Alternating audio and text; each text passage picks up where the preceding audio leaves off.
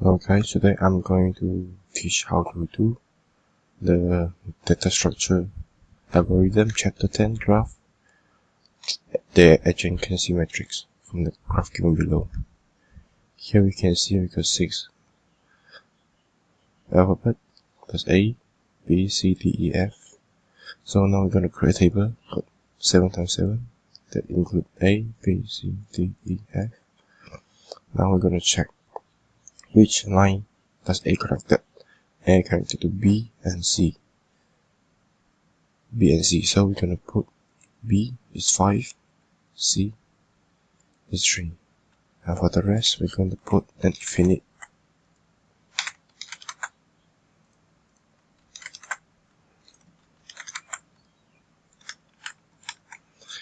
Now for B is connected to A, C, and E. So B to A is 5, B to C is 6, B to E is 4. The rest put infinite. For C is connected to A, B, and D. So put 3, 6, 8. The rest infinite. For D connected to C and E, so it's gonna be 8 and 7. For the rest infinite. For E is connected to D, B, and F. It's going to be like this. It's 4, 7, and 1.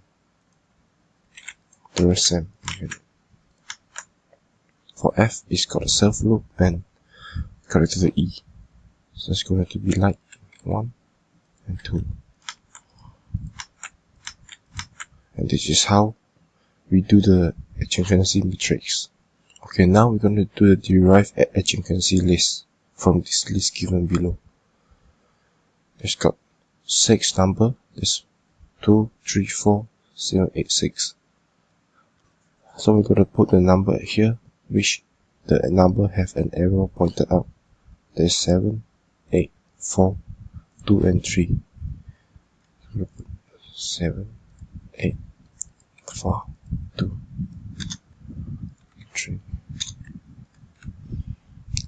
Okay, for here we're going to check 7 pointed 8 and 2. So we're going to put here 8 and 2. And for 8 is pointed 4 and 3. So it's 4 and 3.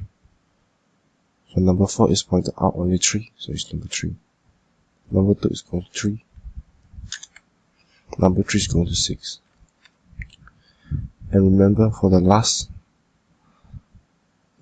boxes have to close it. And this is how we do the adjacency list.